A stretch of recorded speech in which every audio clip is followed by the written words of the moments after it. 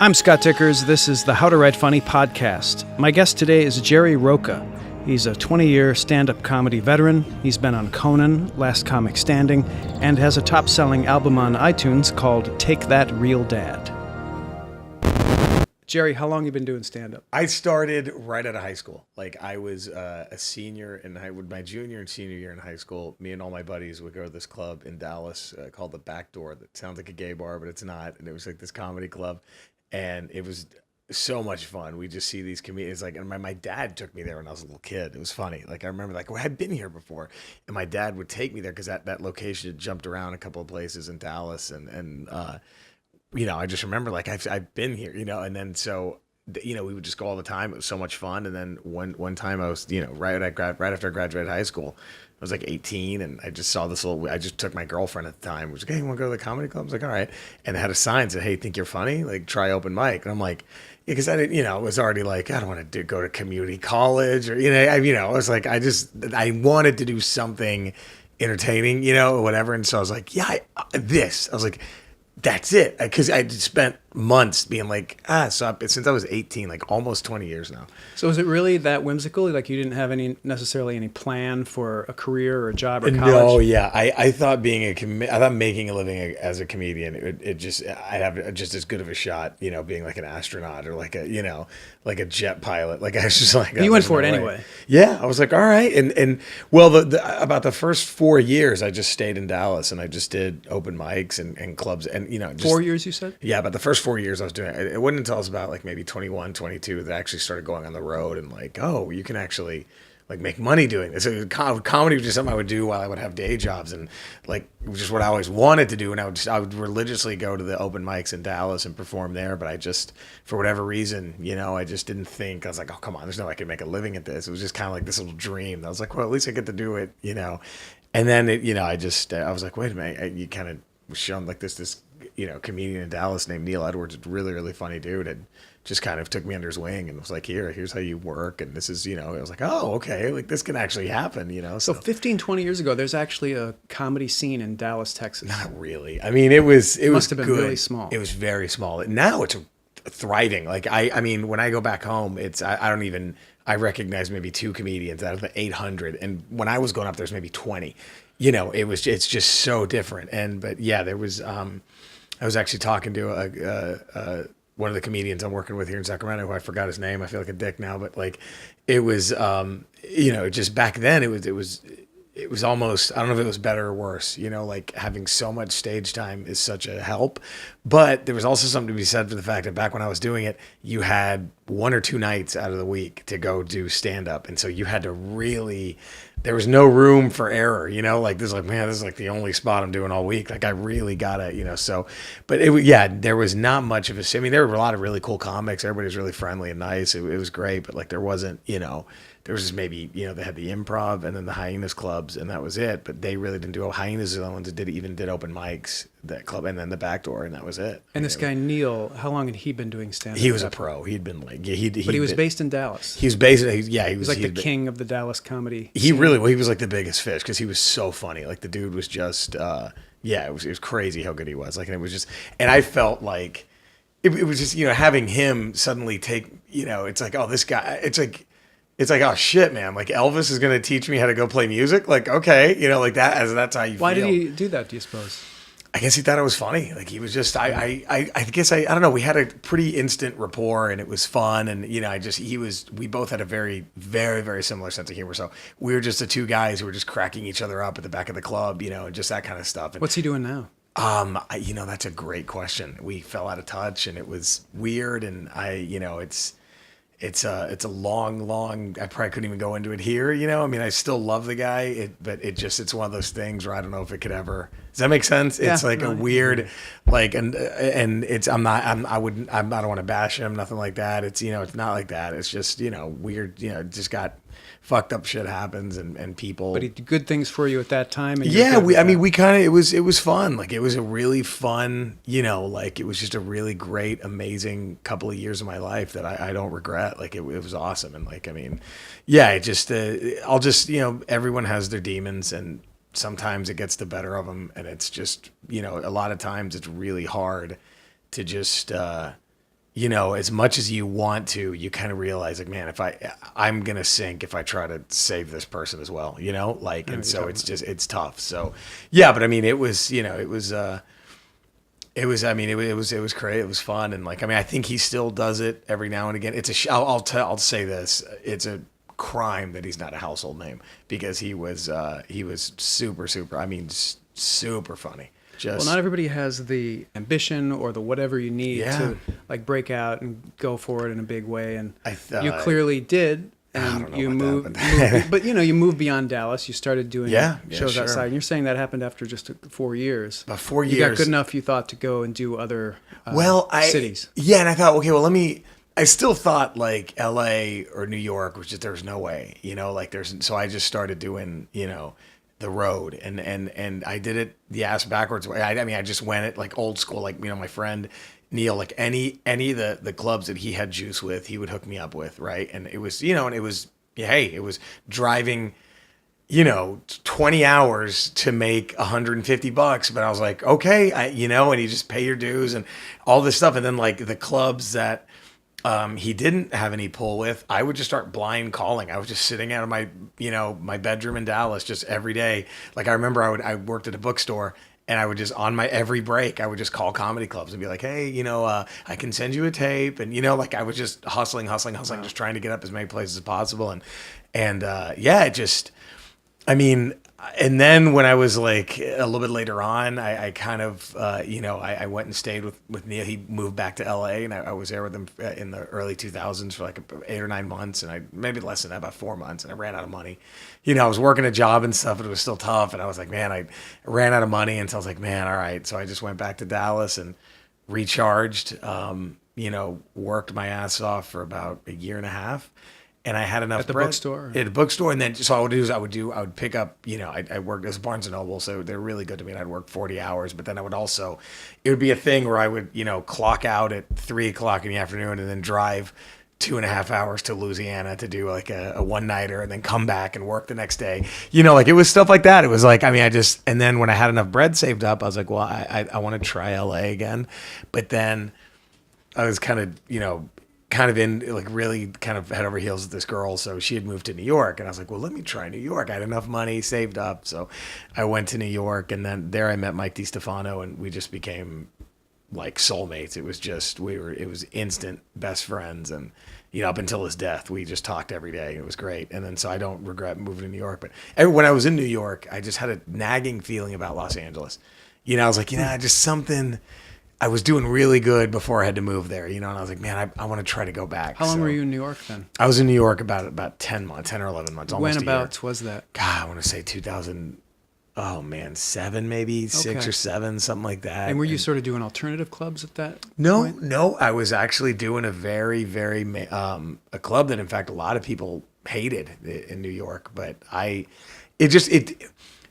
the owners were interested. The owner was an interesting dude. A lot of comics hated him. He wasn't nice to a lot of comedians, but he was really nice to myself and my friend Mike. So What's the club? It was called the Ha. I don't even know if it's there anymore, but I loved it. Okay. I mean, it was it was one of those clubs where you were never going to get any industry to come see you. Like no agent would walk in there, no manager would walk in there. It was all tourists. But I'll take here's how I looked at it. Before I got to that club, and I'll tell this to any comedian who's starting off, do the shittiest gigs possible. If you go to a bar and nobody's paying attention and it's rowdy, then go up first. So, eat that bullet. It just makes you so much. In this club, it was a good room, but it was all tourists. So that's a tough crowd, man, because tourists, and then some comedians that they would book there were just perfect for tourists. And they would just get standing ovations, and it was with kind of cheesy, And then it's like you have to learn to just be yourself and then follow that. And of course, the first couple times I would just eat shit, but then eventually it's like, man, I'm doing just as good now. And it's like, oh, it toughened me up really, because I loved that room. I know a lot of comics hated it and stuff, and maybe they had their valid reasons, because one of the owners he was pretty shitty to certain comics. I was like, yeah, I'm not going to deny that, but I saw it, but he was great to us, and it was like, well, all right. I mean, I guess you just go where they want you, right? And so it was. And what about your material? You started in Dallas, and it sounds like you were, when you would go on the road, it would be, Louisiana or whatever. Did you have a kind of a Southern act, or did you have a real character-based or it was universally appealing type of act? Or what, the act you were going for anyway? Man, I can't even tell you what I was going. Like, I've always just thought, I want to do what I think is funny. And, and I think everything, like, I think there are, guys, there are G-rated, right, squeaky clean comedians who will have me rolling. And then there are guys like Doug Stanhope, who are the opposite end of the spectrum, who I think are just brilliant, have me rolling.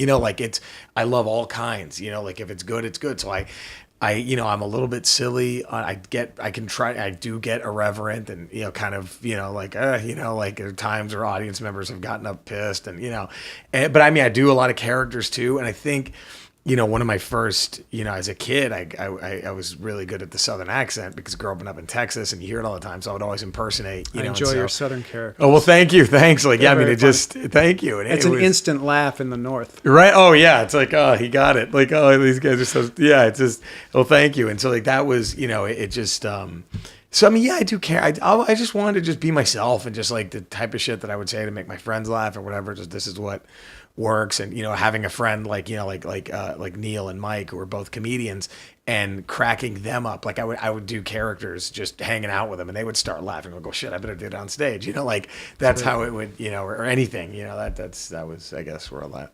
Yeah. And you don't have an accent yourself. Right. Even though you're from Dallas. But I guess in the big cities, sometimes they don't have really, accent. yeah. I mean, it's Dallas, in Dallas proper, it's kind of rare, to have someone with like a thick accent. I mean, there are, of right, course. But it's mostly the rural. Yeah.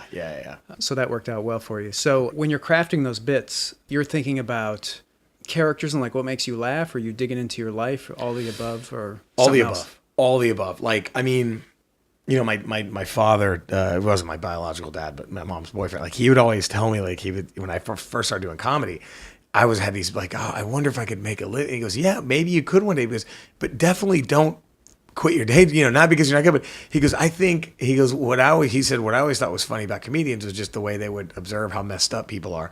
And then she's like, you're going to see that every day working a day job. And I'm like, nah, you're right. And I was like, that's true. And so that's why I liked working retail, because you get to see just the most absurd, like it's like waiting tables. You just get to see people at their absolute worst, and it's funny, and it's like, and then it's great. Like, I mean, So I want to thank every piece of shit asshole customer whoever came in, because I'm like, yeah, it just whatever. It made me, see things like that and find the funny and why they're being such a prick. Like that's, but yeah, like that's, I mean, that's definitely, a lot of it is from life experience, of course. A lot of it is, just drawn from that kind of stuff. Like it's, I think what I also do is a lot of what helps me write jokes, and it's put off a lot of people I've dated and stuff, is like let's say, like, it's hard to believe. Okay, if I'm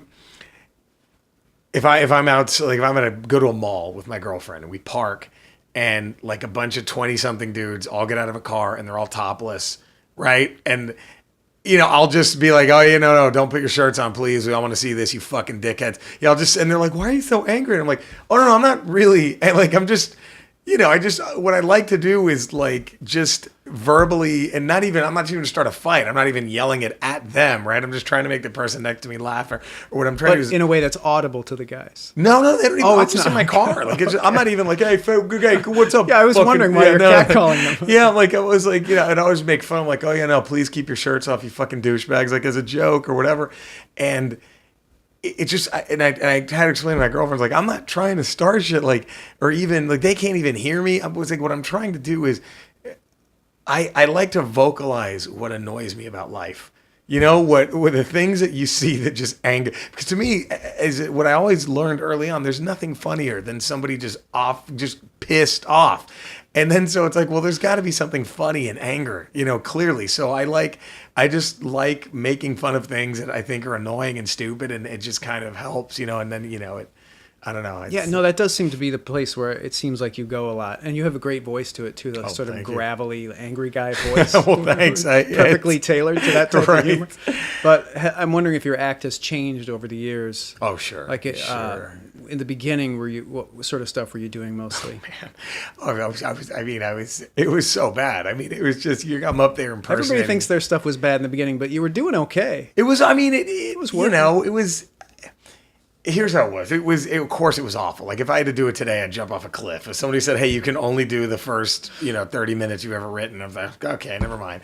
But like, I would, I'd impersonate pro wrestlers, just stupid, just dumb. But I would always try to make it absurd. It wasn't just like, and I didn't try to do like cheesy shit. Like I'm sure a lot of it was, but I mean, yeah, I just, my early stuff, it was very high energy because I was, 18 years old. I was like, what was funny was And incredibly just ambitious, it sounds like. You just got nothing but energy. Right. I was just jumping up and down and just, like, hey, I mean, everything was very animated, it was very like, it's just, but I mean, I still had that, like, let me try to see what I can get away with. That was it wasn't like I'm just going to be silly and be G-rated. It was like, I'm going to be silly, but I'm also going to see how far I can take these jokes or this premise, or what if I make it really dark here? What's going to happen? Like I was always intrigued by that. I love that. Yeah, and that's something that's I think you're really good at with an audience too, is like taking them a little bit further than maybe they want to go. Right. And being the guy who's sort of like, come on, everybody, I'm just joking. Yeah, it's like, what's the matter? Yeah, like and then getting them to come along with you, even if you're going to a place that most of them would never go. Like, okay, I mean, how do I... The joke I'm doing right now, and I won't tell the whole. I'm not gonna. But like the point, the part of the joke is like, okay, farting in an elevator before people walk in is already funny, right? Like you don't need a comedian to explain to you. Farts are automatic, right? It's like that's what it's like. So many, a lot of comics will, and good for them, whatever. But some people they'll just. It's like, okay, but you didn't add anything to this. Like you just explained something that's already funny. Like you brought nothing. I would rather find out what's funny about a baby dying on Christmas Eve. You know what I mean? Like, let's see what's funny about that. Like, let me try to find out, like that's kind of, that's more of like, okay, my mom's friends died of AIDS because they were gay when she was growing up. Let me think of what's funny about that, like if that's what to me is what I enjoy about comedy. It's not like, it's much more of a challenge to try to get something really difficult or right. something that the audience may immediately bristle at and say, well, we can't laugh at that. You're like, wait a minute, no, stop it. Yeah, in a way, is that sort of like creating the straight man for comedy? Because if you get people to a place where they don't feel allowed to laugh, if they do it, the laugh is so much more powerful. It's like laughing in church or at a funeral or what. Is that kind of what you're going Absolutely. It's okay. And this is, you said it best with the funeral thing. My sense of humor begins and ends with my family. That it started with my mom and her boyfriend, my dad. They would just like, I mean, when I was I started kindergarten very young. That's like 4. I think everyone else was 5. I was like 4, whatever.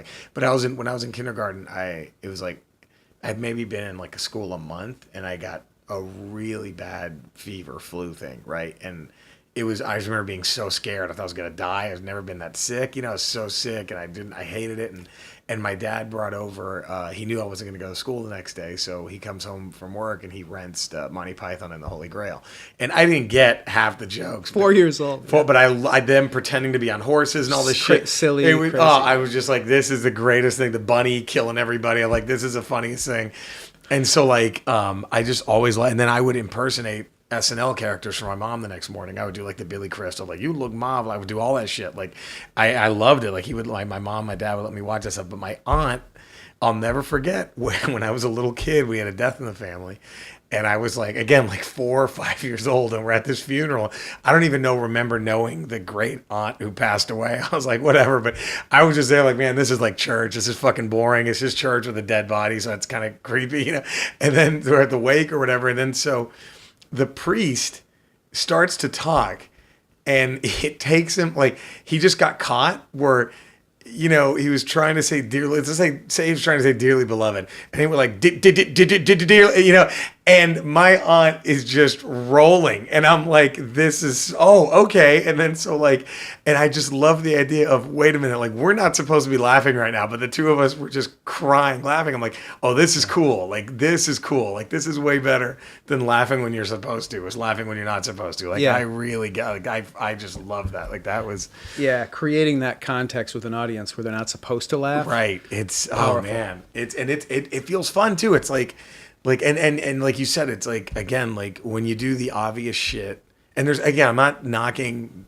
comedians who do, right? Yeah, you'll get good laughs and they'll do well. You'll do fine, but when you connect like that, they're gonna remember you forever. It's like, oh, that it's special. guy. Yeah, it's that one. Like, it's like, and that's where I'm at right now. Because again, obviously, I'm not famous. I'm trying to find, that, and I can already tell, like, the people who will come and see me next time, because they're the ones who, like, if I do a joke about a baby dying on Christmas Eve, they're the ones belly laughing, and I'm like, okay, all right, that one's coming back. All right, like, like, I bet she'll come back and see me. So you're based in LA right now. Yeah. And when you say come back, you mean like people are going to come to your show? Oh yeah, again? like next time I'm in Sacramento, like where I'm at, Oh, like if that you're kind of touring. stuff. I see. Yeah, it's like, okay, I'm hopefully building a fan base. Like, like these people, the ones who are belly laughing at this shit, hopefully they're going to be the ones who will pick up my card or buy my CD and, go like me on Facebook and all that kind of stuff. Like, that's kind of like, okay, I think I got a fan. Like, it's cool. Let me ask you a little more about your strategy. You started in Dallas and started touring around that area, maybe driving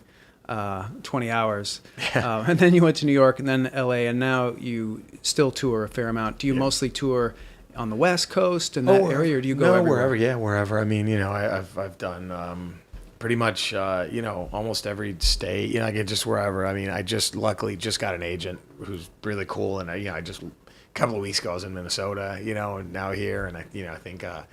I forgot where I'm going to be next. I think it's going to be. It doesn't matter. Yeah, it doesn't. It's going to be everywhere. Yeah, like you did Conan recently, right? Yeah. And is that your first TV show? That was I was on Last Comic Standing. Made it to the semifinals the year that Felipe Esparza won. It was like I forgot before they took their little break. They had that break and then they came back a couple last year, but it was awesome. It was fun, but yeah, Conan was like the first.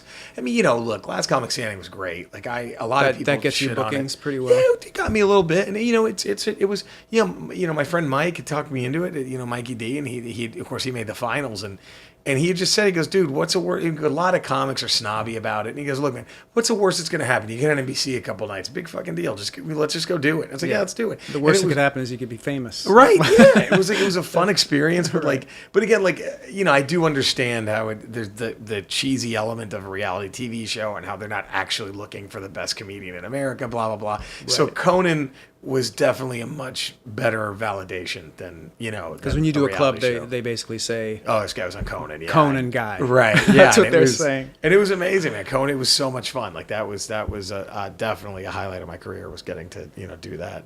So you have an agent who sends you around and you do okay, and you make a living doing stand-up comedy. Knock on wood. Yeah. It's a tight one. I mean, there's some months where I'm like, oh shit. Uh-oh. How long has it been like that for you? Oh, my whole life. Yeah. So you must have quit the bookstore at some point. You're not going back to the bookstore. Yeah, I quit the bookstore. Yeah, and now I'm like, man, I really sure be nice to pick a couple of shit. A couple of months, like, man, I wouldn't mind going back in and just helping out in the back room or something, but it's no, I mean it's I quit the bookstore. They were nice enough to let me transfer and I moved to LA to a store in LA, and that was great. And then, but now, I mean, it got to the point now where the work has been consistent enough to where, and then it's hard now too, because I'm in that weird limbo of I'm not famous enough to be out every week, but I'm at the point where any day my agent or manager could call me and go, hey, you need to be here next week. And I couldn't tell a day job that. Oh, hey, guys, sorry, I got to be, just get Nobody's fired. that flexible. Yeah, exactly. So it seems like you've decided to leverage what you do have and try to make more money as a stand-up comic by doing an album. Is there any other things you've tried, and are there other things to do? Yeah, I mean, there's... it's funny, but I'm happy with the lay. I got signed to Stand Up Records, and he's Dan, who owns that's a real good dude, and I was very happy. It's such a do-it-yourself world now. It's great. Where a comic can record their own album and put it out, and maybe even make a chunk of change, and it's nice. I mean, was it better to go with a label then, or? I thought it was just because I'm unknown. You know, like it, and Dan, you know, at least being with Stand Up Records, like they can send it to people to review it. You know, where Right. if I just blindly like, hey, they'd be like, okay, whatever. But you know, It's a little bit of a stamp of legitimacy to have some kind of absolutely. label behind it. Nothing feels better than having someone else make a phone call for you. It's like, Absolutely. oh, all right, cool. Like that's, you know, That's a certain step. yeah, on it's the just, ladder. you're right. It just feels Absolutely. nice, you know. And but I mean, yeah, like knock on wood, I have a 1 hour special coming out in the fall that Gabriel Iglesias produced. It was cool. We became friends. He'd met me and through you know, Cristela Alonso, that you know, the girl she had just her ABC show. I mean, she's great, and she hooked me up with Fluffy, and it was awesome. And he really dug me, and it was great. Like he just, you know, and I, you know, became really good friends with all the guys that tour with him, you know, like Alfred and Martine, and all those guys are great dudes. And it was, you know, it was just Rick, and it was just fun. It was just really fun, and he produced my hour special, and it was crazy. It was like very like, oh wow, this is really happening. They flew me cool. up to New York, and we filmed it, and It'll be yeah. a DVD available on. I think it's actually gonna be on the network. I think. Oh, cool! You're gonna I try don't- to sell it to I somebody.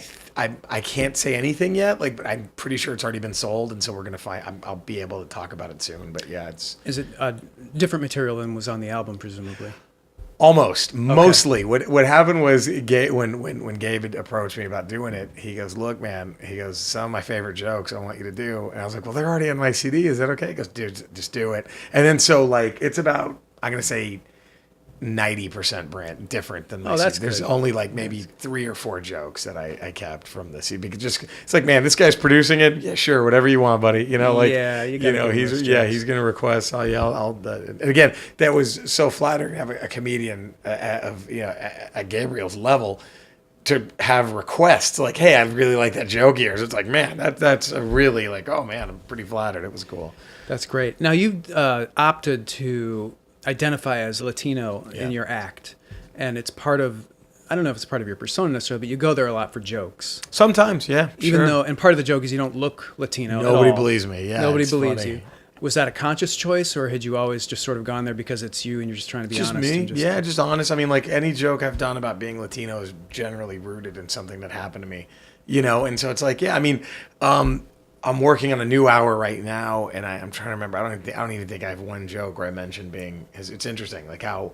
It's. I guess I got that out of my system. And it's weird. Like it's like, Sure. but then maybe I'll revisit it again later, you know. But I don't think I have one joke where I mention, you know, it's interesting. Like I think of one maybe in my new hour, kind of, you know, and like, and it's funny. I always have to. When I say a joke about being Mexican, I have to tell the crowd, like, I mean, I know I look Jewish, you know, like I'm, you know, but Right. trust me, you know, like that's almost become like my go-to line is like, look, I know I look Jewish, but I am Mexican. Trust me. Well, it's You know? that line that every comedian has to have now, where they sort of, I look like a cross between. Oh, right, so. yeah, It's yeah. like they're setting up their persona so the audience knows They where they're get at it, or whatever. yep. But it works for you and it's honest. And I'm wondering if like that. Like, would there be even any camaraderie at all with you and other Latino comics if you hadn't come out, since you don't look Mexican? You know, that's a great. I mean, I never got anything weird from it. It was interesting. Like when I, you know, one of the first things I ever did was a Latino Laugh Festival in the year 2000 when I was like still, you know, almost like just 4 or 5 years in when I just finally started. And no one even, are you sure you're Mexican? It was just like, oh yeah, sure, man, come on. Like it just Nobody's checking papers. Yeah, yeah. It was interesting. Like I've never had. Luckily, I've never. I mean, I'm sure there's some assholes out there, but you know, all the Latino comics I've met and worked with, they've never even batted an eye. Like I've never even got, oh come on, you're not Mexican. They're just like, oh cool, you know, like it's like, yeah, it's interesting. That's a good question. That's an interesting question because yeah, I've never thought about that, but yeah, it's never really. Thankfully, I guess it's never been anything that got brought up. Yeah, but it works out well. It seems like you don't see that a lot. Like you don't necessarily see. Well, maybe you do a little bit, like black comics helping each other out. There's some camaraderie. Sure. With white comics, not really, because they're not a minority. They're not a minority, but, yeah. You know, the fat comics don't really do that. Right. The race thing, for whatever reason, is a cultural bond. It just helps. It really. I mean, I don't know how to explain it. But yeah, I mean, because I'm not. You know. Yeah, it's. There's just something about. Like, oh, this guy has had probably a way more similar upbringing that I, you know, like it's just Shared something like, struggles yeah, or whatever, yeah. yeah, like there's something, you know, I mean, it's definitely like it's hard. Like, and it was funny, but when I would do shows in certain small towns where they might have not been the most open minded, like I would get called, kike and stuff like that. And I was just like, I mean, from the like, hey, shut up, you fucking kike. Hey, shut up, you Jew. And I'd be like, well, I'm actually Mexican. I'm going to give you an extra reason to hate me. Like, I would just turn into that. And then they would start throwing Mexican slurs at me. Like, okay. Like, and so, I mean, there is like kind of just an unspoken camaraderie of like, oh, we've probably been through the same shit, haven't we? Right. Yeah. You should try that with some Jewish comedians. Yeah. See if you can get that working for you. Yeah. So let's go back to that upbringing and those struggles, because it seems like this, what you were saying a moment ago about being four and seeing Monty Python. Yeah. Was that kind of your first exposure to comedy, or it seems like you were already a pretty comedy-focused guy, even at that age? I loved it. I don't know. I can't even begin to explain what that was the first one that stuck out big time. And,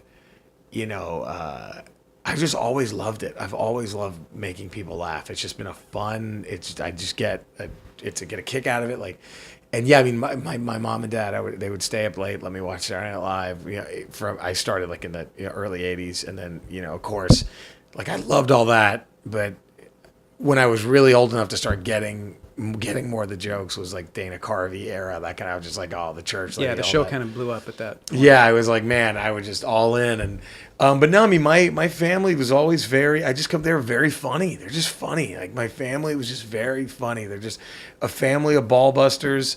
Like it's, I remember when I was a little kid, one of my uncles was teaching me how to ride a bike, and we both wiped out by these train tracks outside my grandmother's house. And like, it was just a cloud of smoke. I get up crying, just blood everywhere, and I look up and my two aunts are just rolling laughing like it was the funniest thing they'd ever seen. So I'm just like, okay, I guess, I don't know. It's always been just a very, funny. I don't know, family, just very funny. And so I never really took that many things that seriously. Do you have brothers and sisters? No, only kid, yeah. So were you, you were just sort of acting like the other people in your family. You weren't filling a hole or necessarily. No, it was just, I was like, oh, this is fun. Like, okay, this is cool. Life is fun. Yeah, it's just kind of funny. Even tragic shit, that's kind of funny. Like that's just what it kind of became. And it was, and it just, my English teacher in high school, who's still one of my dearest friends, is a Dr. Blake Hobby. He told me, he said, your biggest gift and your biggest curse is that you can make anything funny. And he goes, you're going to have a hard time with that, and it's also going to benefit you. But, you just are able to make, you find funny in anything. And it's like, and it does suck, because sometimes you blurt it out, and you're like, oh, oops, maybe, okay, never mind, sorry. Sometimes people don't want to laugh. Yeah. But, I mean, it's, I guess it just, it's true. I guess there really wasn't any kind of void to fill. It was just, it's kind of natural, like, it's everybody around me is just kind of naturally funny people. My mom was very dry and goofy, and she was very dry and yet silly. Her sense of humor is a mix of dry. It makes no sense, but it's dry and silly, like Leslie Nielsen, maybe, something like that. Like Leslie Nielsen. Yeah, like it just, yes, very much like that's why I probably think the Naked Gun is probably still my favorite. But that was the thing. My dad, when I was a little kid, he would show me the old Police Squad shows. Great. That, and I was like, man, this is the funniest shit ever. Like, how did this thing only last 4 episodes or whatever? Like, right? And I was like, this is the best show I've ever seen. Like, I just grew up on that. I just was raised around, funny shit, just raised around comedy. It was and then, my dad just knew it, I guess. And so when I was like 5 or 6, he took me to that comedy club in Dallas. And I'm maybe a little bit older now, I was maybe like 8 or 9.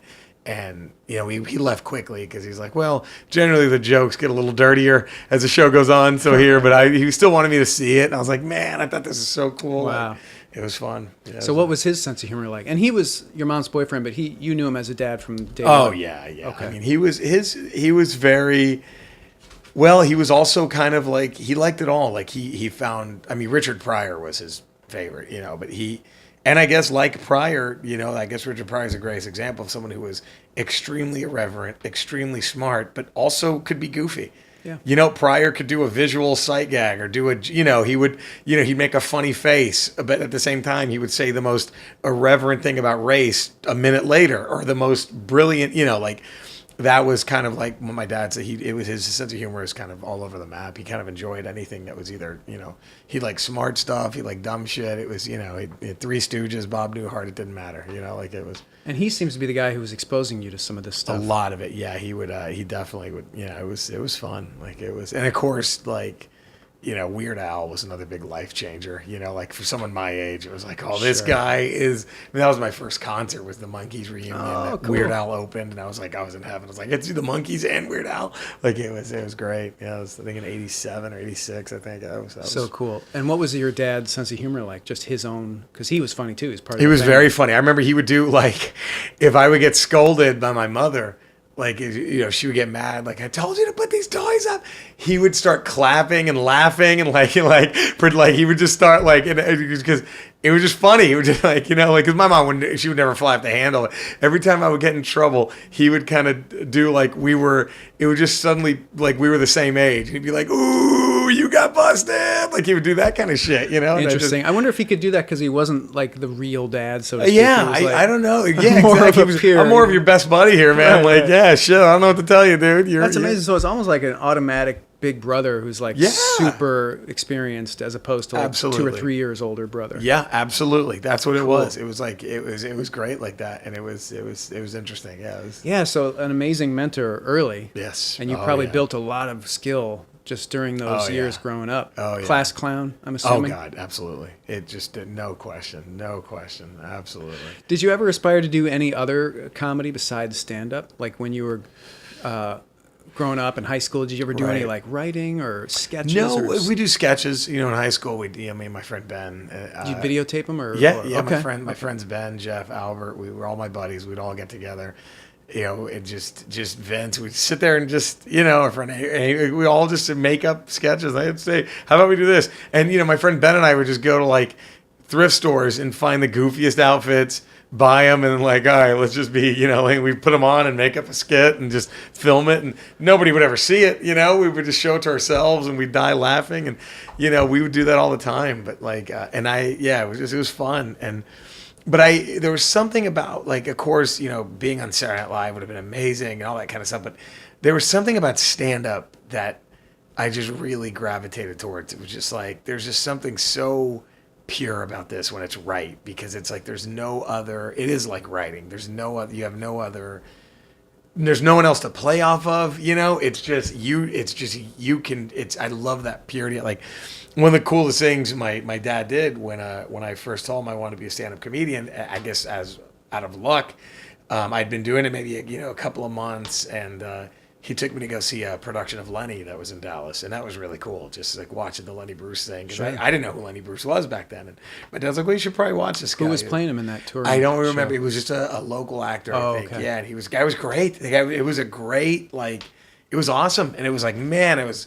And then he was like, "Yeah, they made a movie too." And I was like, "Oh wow!" So I just started watching that with the Dustin Hoffman. Was great. Yeah. I mean, it was awesome. It was very, very cool. Like that. So, were there any comedians that either he introduced you to or you discovered who really lit a fire under you for one reason or other? Yeah, I mean, I would have to. If I have to pick, I would have to say, and it was all kind of through just everything, through him, through just my aunt was also a giant, and this is my big one. My aunt was also a big comedy fan, but she would I remember she took me to go see Beverly Hills Cop when it came out in the theater, and I was in first grade. And I got in trouble for saying motherfucker like 8 times the next day, but I was like, why? It's so funny. Why am I in trouble? Like, it's funny. And so I would, if I had to pick, it would be Weird Al, Dana Carvey, and Eddie Murphy. I know those are, it doesn't make sense, but those are, if I had to pick 3 of my biggest heroes. They were formative, it sounds like. You discovered them early. Right. And then so, it would have a Weird Al, Dana Carvey, and Eddie Murphy were, just mega influences. And that was I remember I watched Delirious when I was a little kid, and I was like, this is extra level amazing. And so that was a big one. My dad got me into Richard Pryor, and, and he would just encourage me to watch. When I was a little kid, I would watch Evening at the Improv and all those kind of shows, those stand-up showcase shows. And I would just I just loved it all. The goofy comics I loved, the heady ones I loved. And then what was awesome was one of my favorite shows I'll never forget was he took me when I was a kid. They had a tour, it was a Saturday Night Live tour. And it was Kevin Nealon Dana Carvey and Dennis Miller, and it was like, oh man. And of course, I was most excited to see Dana Carvey, right? And I was like, I remember thinking like, well, Dana Carvey is all the best characters. Like, this is amazing. And I was like, and I was almost disappointed when he was done. I'm like, well, man, like that sucks. And then Dennis Miller came out, and that dude, like, I didn't get half the jokes, but you could just tell he was on just another level of as far as just sharp and funny and just. It was, I mean, he just destroyed. It was crazy. And just personality and confidence. That was what it was. He was just like, I mean, it was incredible. Like, and Kevin Nealon was so funny. And then it was actually out of a weird, I don't know, I guess it was just an odd turn that they weren't doing it the whole tour. But apparently John Lovitz was just in Dallas. And so he came up and did 10 minutes as that Tommy Flanagan, the pathological liar guy. It was fun. It was like, man, it was just such a cool show. But yeah, like that was definitely a big, like seeing those guys was like really like, oh, this is awesome. Like this is really cool. It was fun. Amazing. So you're sort of like the Roy Hobbs of comedy.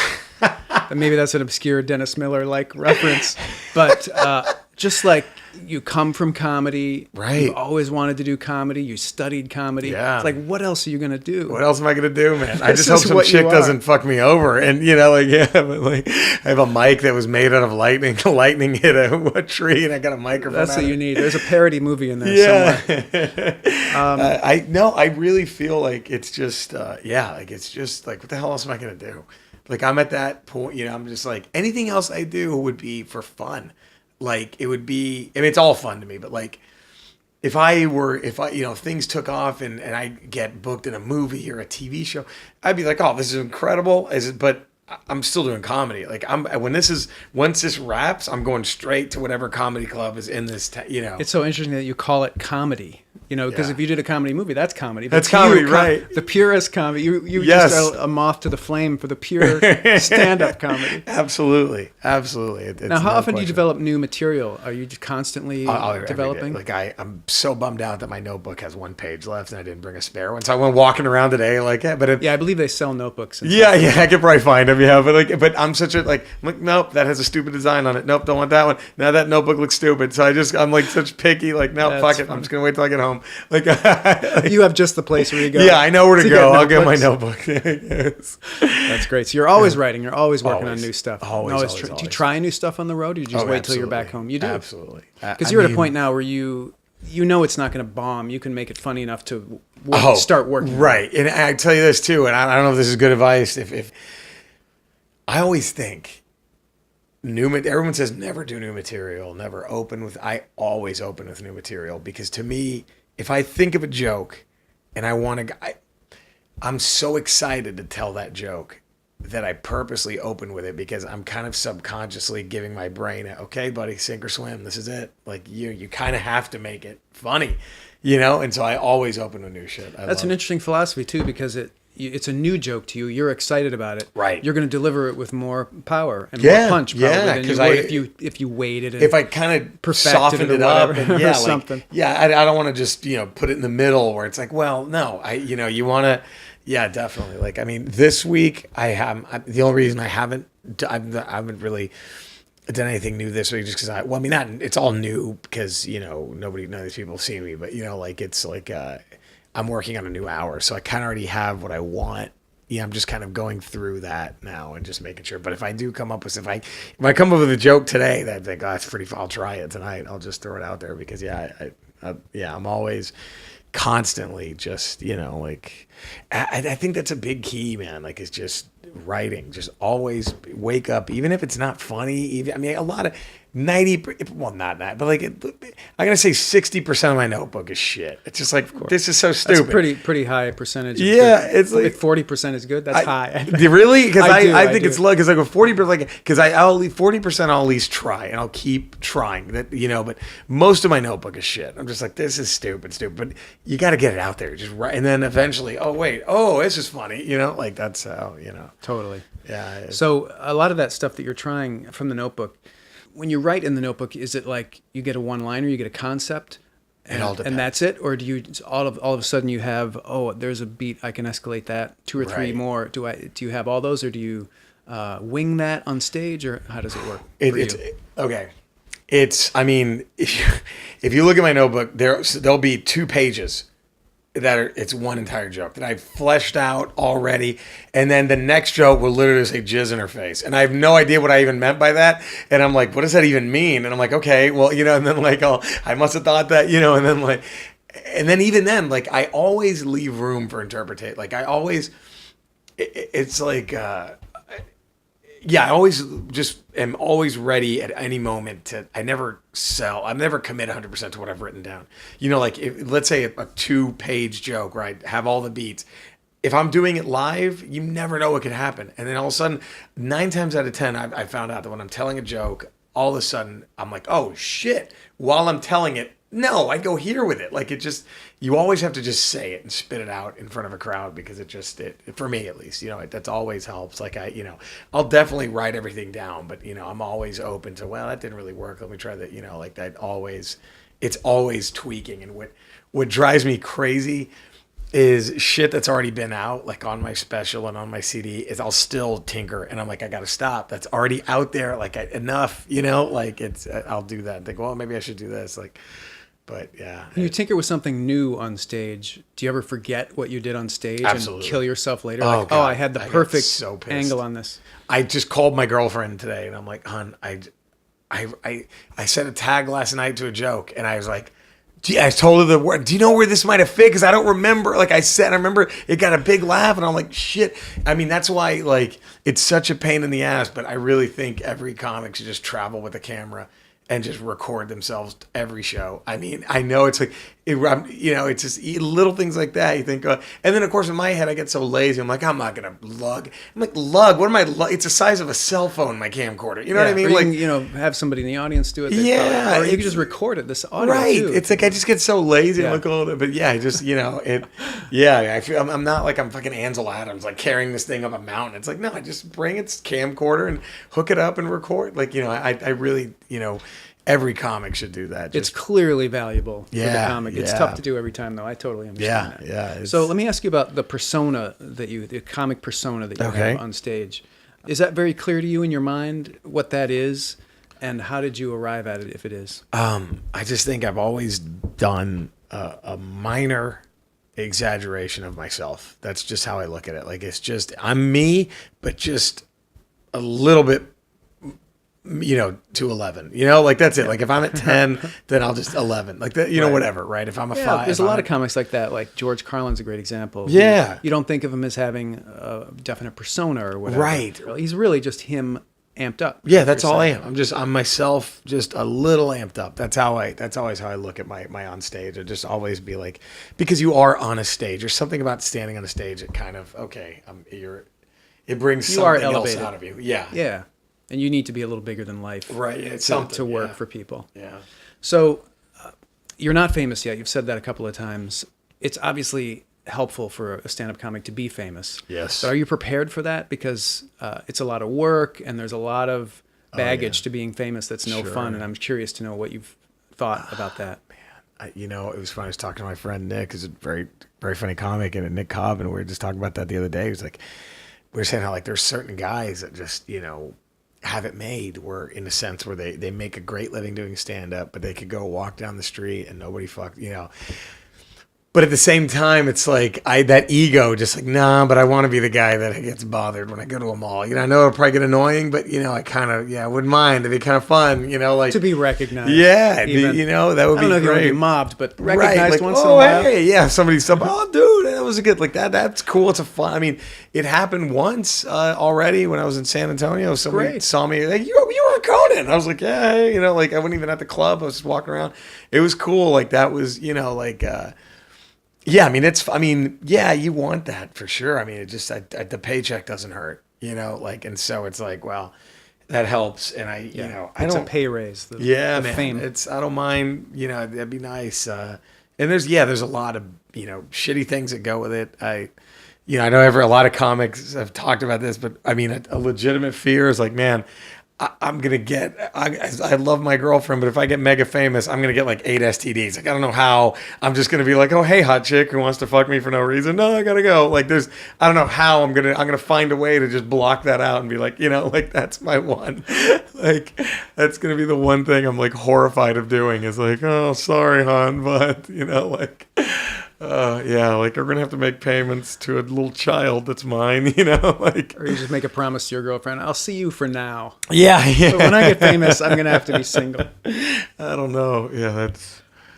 But what's your strategy then for achieving that? It sounds like it's just nose to the grindstone, That's hard right. work. I don't keep know what going. else to do. Like, I mean, some people, yeah, they find that quick, and you see something like this guy's like 14 years old, and they're already get it. I'm like, hey, good for them, but I just, yeah, for me, it's just get, attack, and just always try to be funny. And, like, I don't know if like, I don't want to be that person who's like, oh, I just got to make that one viral video or I just have to make that one tweet. It's like, I mean, yeah, okay. But to me, a lot like if you hit from that, like, let's say I make a video where I'm like some, hey, y'all, and just some redneck guy. And I was like, hey, I don't want to have to be the redneck guy when I'm on stage, like, oh, we do the fucking redneck. Like, it's like that Andy Kaufman shit where it's like he was sick of being Latka. It's like, you don't want to, like, Yeah, no, that's smart thinking. It's like, I don't, yeah, it's probably going to take a lot longer for me, but that's fine because once I get there, it'll just feel all that much better that I was 110% myself. I wasn't, I didn't have to hide behind a character or put on a stupid outfit, like any of that shit, let me just do what I want to, Yeah, and you won't have the one lame thing that you did right. you thought was kind of like a lame joke, but Right. everybody loves. Oh my gosh. And that's going to be the guy, like you're earnest. Right. or right. One of those people. What about interacting with the entertainment business? You say you've got an agent now, or is it a manager or an agent? I have both, luckily. I was great. able to get both, yeah. How has that been, sort of navigating that world of the professional entertainment people? Have you talked to like TV development people or anything like that? Not yet. It's I don't know what I'm going to say. I don't know what I mean. I know I can talk to anybody. I feel, and so I'm not worried about that. But it is an interesting new kind of thing. It's like, well, now you also have to kind of learn to maybe not be so, if you're abrasive, you got to maybe tone it back in a meeting or all these kind of things. It's like, and luckily, my agent, my manager are great, and it's like, I'll have them to help me, but I think, knock on wood, when it comes to those kind of things about, having pitch meetings and all that stuff. I think my manager wants to, he's like, here, let's let this special come out in the fall, and then, let's really hit this. And I'm like, okay. So it's giving me a little bit of time to like kind of do the, mental push-ups of like, all right, how am I, like just, cause I mean, man, if you blow a meeting, no matter how, that's a weird thing, and it, you can really burn bridges. But you do, and you have a ton of meetings. Right. And if you blow one or two, like it happens. It happens. Like, but it sounds like you're going to be fine. Well, would you do, do you have it in your head to do like a TV show where you're the star, which is the dream of a lot of stand-up comics? Yeah, it'd be fun. I mean, anything, like I just finished writing a screenplay about a year I spent with my awful ex-girlfriend. And I think it could be funny. Like I got suicidal. But I think, you know what, there's something funny in this. So I just got done writing that, and a buddy of mine just wrote a pilot, and we're kind of, that would be fun if we could, like it'd be, again, it's just, I don't care. I just want whatever. I want the end result to be more people come see me do comedy, even if, if I'm in a theater, like it's crazy to be at that level that like a Gabriel Iglesias is, where like that guy, I don't even think people, like his fans know, but it's just, I don't even think what's amazing for being like a millionaire, mega famous comedian. I still don't think he gets the risk. Like people don't even they don't realize how good, it's just, it's amazing. It's like, man, like he is, I mean, a lot of people, okay, I was in Atlanta, for instance, recently, and a bunch of comedians are talking about a famous, comic who's like, yeah, he's doing this theater. He sold out like 1,200 people. Like, oh, that's pretty amazing. And then they're like, and then I was like, and I looked at that comic maybe does 4 of those theaters a year. Whereas Gabe is doing 5,000 seat venues every other night and selling them out all. It's crazy. Like, and I remember, and it's amazing going to do those shows, because I've been fortunate. He'll have you come in, you just do 9 minutes, 5 minutes, and it's just 5,000 people. It's like, what do you? Okay, hey, like it's just crazy. It's crazy. I mean, his shows, people are encoring him. Like he does encores of greatest hits material, and the crowd is saying the jokes with him as he's saying it. 5,000. It's amazing. It's just amazing. Like, man, this would be nice. You watch it and go, this is pretty damn cool. Yeah, no, like, that's interesting. But in some ways, that's the thing you were talking about not wanting is the one joke or whatever, the one thing that right. people always want. And that's why Steve Martin quit. Because it was like, they were just he was so screaming. amazing too. And it's like, hey, it's like, exactly. Shit, man, let me just do my other shit here. It's kind of like it is, that's a definite, I mean. It's a good problem to have. It's a good problem to have. Don't get me wrong. Right. But it's like, you kind of see why Dave Chappelle walked away. You kind of see why all these things happen, and it's annoying when the easy thing to they're just crazy. It's like no. Listen to what Chappelle has to say about this. He's not crazy. He didn't. You know what I mean? It's like no, they're not fucking crazy. Like it's tough. Like it is. It's tough, man. Like it's especially again, like I told you with stand up, you have no one else to work with off yourself but you, right? You have no one to work off you. So. If there's anything that is more, this is my heart and soul that I'm just pouring out here, it's tough when that gets mangled in some way that you don't want to have it happen or whatever. Yeah, you really are risking a lot by going out there and exposing that. It's crazy. In some way or other. You ever done voice work? Not yet. I want to. A bunch of friends like, man, you should do like video games or cartoons. Like, yeah, I'd love to. I would love to. I mean, I just don't know where to go with that yet. It's one thing I want to talk to my managers about when I get back home. I was like, hey, can we really seriously start doing this? Because that would be so much fun. Like are you kidding? If I was a voice of a fucking transformer, I would lose my mind on a video game. I'd be like, that's it. I'm good. Like that I could walk away. I'd be like, yeah, no, I was Optimus Prime for a season. I don't give a shit about anything else. Like, fuck you guys. I was Optimus in a video game, Well, good luck with everything, especially that. Yeah. And look forward to seeing more of you in the future. It was fun. Thank you. This is Scott Dickers. Thanks for listening to the How to Write Funny podcast. I have more comedy writing resources for you. Just go to howtowritefunny.com.